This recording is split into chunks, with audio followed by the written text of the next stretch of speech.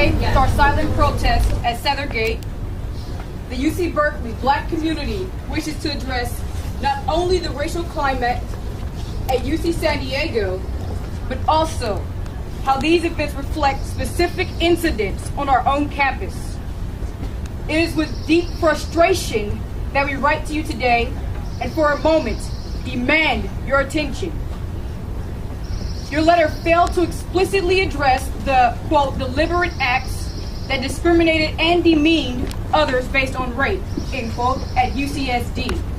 Now let us be clear. We are disgusted that the administration is merely distressed by the following offenses. Firstly, the commemoration of Black History Month with a racist Compton cookout describing Black people as having short nappy hair and a limited vocabulary while consuming chicken and watermelon. Secondly, the broadcast of Koala's response to the Black Student Union, calling them, quote, ungrateful N-words. Thirdly, the hanging of a noose at a campus library. And finally, the note threatening as, quote, more nooses to come. The Black community at UC Berkeley finds your letter to the campus on February 24th dismissive and disappointing, especially considering that, as you mentioned, our campus is to pioneer the University of California's campaign for equity and inclusion. In response to some of the most blatant acts of hatred and discrimination our university has witnessed in recent memory, your letter simply redirected us to a, quote, 10-year plan as a mode of redress. While we believe this was not your intent, such dismissive treatment of the issue undervalues the total tonnage of the situation. Thus, the Black community cannot accept your redress, for it is not enough. Such language as, quote, working to discourage and prevent such incidents at Berkeley, end quote, implies that our campus is free of ignorant and thoughtless acts of racism. It is not. We would like to bring to your attention some of these acts. First, a hate crime committed by the men's crew team in which members encircled, assaulted, and poured beer on a Black female student while calling her the N-word repeatedly. UCPD was called and did nothing. Secondly, an incident in science class in which the professor turned out the lights for a classroom presentation and a student yelled, "Where did all the Black people go?" The professor made no rebuke. Thirdly, an on-campus PETA demonstration comparing enslaved Africans, lynched Black Americans, and Tuskegee experiment subjects to chickens, pigs, and cows. Canines were brought to a peaceful protest to, quote, calm the situation. Next, a hate crime in which the African American theme house co-op was vandalized with swastikas. A pirate party at Cloyne Co-op to which several students dressed in and refused to remove blackface. A Cal Greek officer retreat to which PHC and IFC members brought large amounts of alcohol and marijuana, and upon discovery, deflected blame to NPHC, though it was only one member present.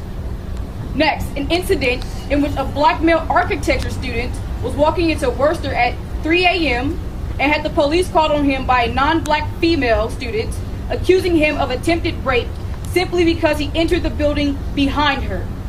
And finally, an article in the Daily Cow which stated that Blacks are 7 times more likely to kill than whites. Though these incidents seem isolated, they're in fact symptomatic of a deeper issue that plagues the University of California as a whole. A continued marginalization of the Black student body. Again, let us be clear. Frighteningly low numbers of Black students are on campus since the passage of Proposition 209. To be exact, 3.49% of 35,843. The failure of the UC administration to effectively recruit and retain Black students, thus burdening the Black student organizations with this responsibility. The lack of well-funded support structure for Black students.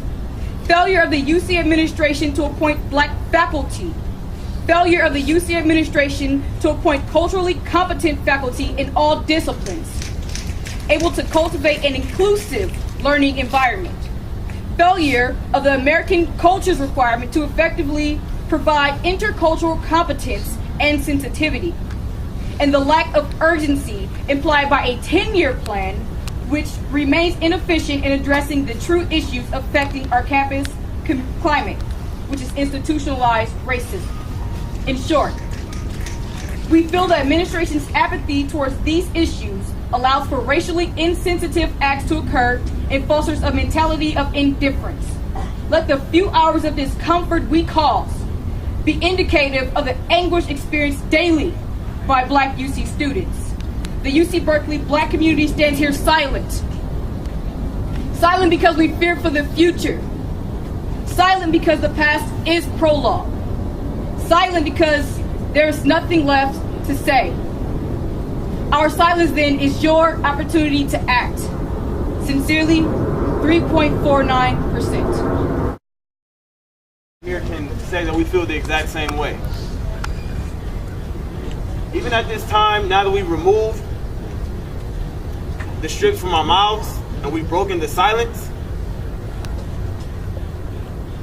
throughout the remainder of the day, whether it's we're going off to class, whether we're going back to our dorms, still make sure that we're promoting the awareness of what today was about. We have more flyers and pamphlets that we can all take into our various spaces on campus. So make sure that whatever it is, wherever it is that you're going, make sure that it doesn't end here, because this is not the end all be all. We've delivered our message. We've given it to them. Let's see how they react. As we all stated before, this is not the first time this has been done. This is the third blackout. There was one in 2001, same nature. One in 2004, exact same temperament. No changes have been made. So we're coming again a third time. And we'll keep coming back until we see change. However, this time, we're not going to drop the ball. And we're not going to leave it in their hands to make the decisions. We're going to come together and make sure we continue to put the pressure on them and hold them accountable as the administrative staff of this university and across the UC campuses. Yes, we're standing in solidarity with UC San Diego because of the hate crime that took place there. But just like we stated, we experienced this around the clock, around the year after year after year. These incidents that we listed have taken place over the past 5 years. If we were to go back further, there can be even more things to report on. So it's up to us to make sure that we hold them accountable, and that's what we'll be doing. So as we disperse and go into our separate spaces, let us keep that on our hearts and on our minds. What we did here today sent a very strong message.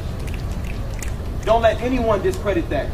I don't care what the journalism department, what the people that are around trying to get the stories about what was the point of this, what do we hope to get from it, and whether or not we're living in a post-racial America, whatever the message is that they're sending out, we know what we stood for today, and we know the reason that pushed us to be here.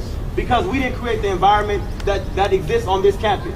Some of us are freshmen, some of us are sophomores, some of us are in our fourth years like myself. But we continue to experience these things year after year after year.